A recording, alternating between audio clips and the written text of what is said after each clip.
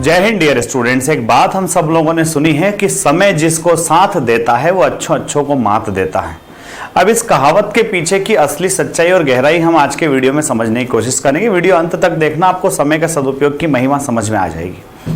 कहने वाले ने कह तो दिया कि समय जिसका साथ देता है वो अच्छों को मात देता है, अच्छे से अच्छी चीजों को वो हासिल कर सकता है। पर क्या समय स्वयं अपने साथ में अपने आप आपकी मदद करने के लिए आता है? तो जी हाँ, ये बिल्कुल गलत बात है। समय और जिंदगी ये दुनिया के सब बेस्ट टीचर्स में से एक है। दुनिया के जितने भी टीचर्स हैं इनमें सबसे बड़े ये दो ही टीचर हैं, एक आपका समय और एक आपकी जिंदगी। आपका समय आपको आपकी जिंदगी का अहमियत समझाता है और आपकी जिंदगी आपको समय का सदुपयोग करना सिखाती है।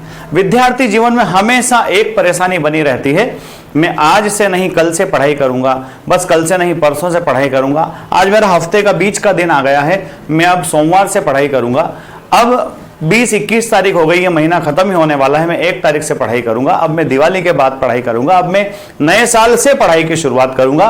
और वो पढ़ाई की शुरुआत करने का और वो पढ़ाई के टाइम टेबल को फॉलो करने का टाइम कभी आता नहीं है।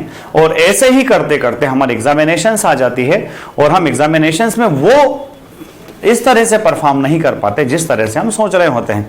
तो इसके लिए हमने बोर्ड पर लिखा हुआ भी है और यही आपको पढ़ना समझना है कि जिस तरह से हम हमारे पेरेंट्स के द्वारा दिए गए पैसे का बिल्कुल सोच समझ करके उसको खर्च करते हैं, उसी तरह से हमें अपने टाइम का भी निवेश करना है। लिखा हुआ है, समय को भी पैसे की तरह निवेश कीजिए।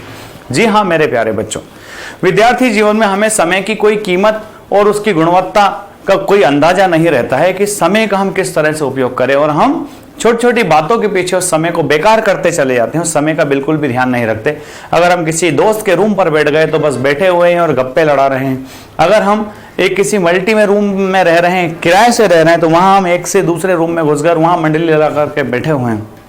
कई सारे बच्चे जब क्लास के अंदर ऊँघते हुए दिखते हैं, सोते हुए पाए जाते हैं।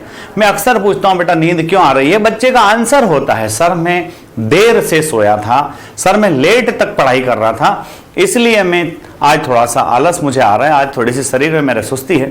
मैं पूछता हूं उससे बच्चा कितने बजे सोया था? बच्चा कहता है सर मैं 3 बजे सोया था। मैं पूछता हूं भाई पढ़ने कब बैठा था? बच्चा बोलता है सर मैं रात को 12 बजे पढ़ने बैठा था। मेरे प्यारे विद्यार्थियों और मेरे अजीज मित्रों, मैं आपको ये समझाना चाह रहा हूं कि तुम 12 बजे पढ़ाई करने बैठे, इसलिए तुमको रात को 3 बजे तक पढ़ना पड़ा और वो तुम्हारे खाते में भी आ गया कि हाँ तुमने 12 बजे से 3 बजे तक पढ़ाई करी, तुम 3 बजे सोए। पर क्या आप इतना सा सोच सकते हो बस कि 7 से 8 में भोजन करके 8:30 से अगर वही लड़का पढ़ाई करने बैठता और 8:30 बजे वो लड़का जो पढ़ाई करने बैठा है वो 11:30 तक पढ़ाई करके अगर 11:30 से 12 के बीच में सो जाता, तो हो सकता है वो सुबह 5 बजे वापस उठ करके अपनी पुनः प्रिपरेशन में लग जाता। ना उसका अगला दिन खराब होता, ना रात को उसने जो माथापच्ची देखी है उन सबसे उसका कोई सामना हो पाता। तो जनरली ये छोटी छोटी बातें हैं कि how to handle the time, how to manage the time. बच्चों यही तो उस कहावत का असली मकसद है कि जिसका समय साथ देता है वो अच्छे को मात देता है। पर ध्यान रखिएगा कि समय स्वयं साथ नहीं देता है, इस समय का आपको प्रॉपर सिस्टमेटिक व्यवहारिक यूटिलाइजेशन करना पड़ता है।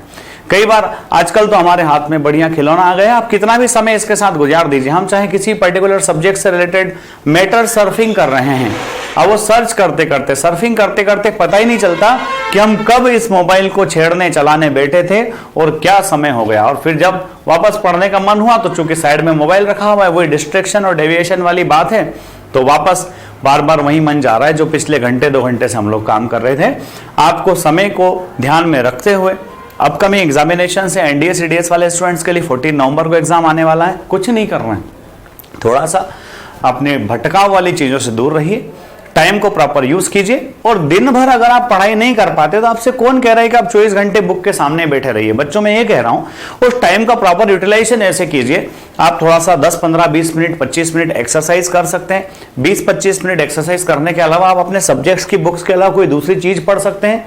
आप कोई अच्छा सीरियल या फिर कोई अच्छा नाटक या फिर आप टेलीविजन पर समाचार सुन सकते हैं।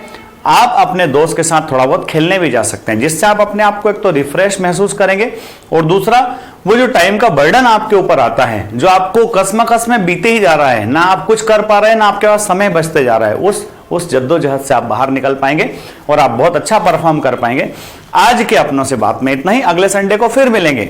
आपको अगर वीडियो अच्छा लगा है तो लाइक शेयर सब्सक्राइब करना ना भूलें। जय हिंद, जय भारत, इंकलाब जिंदाबाद, भारत माता की जय।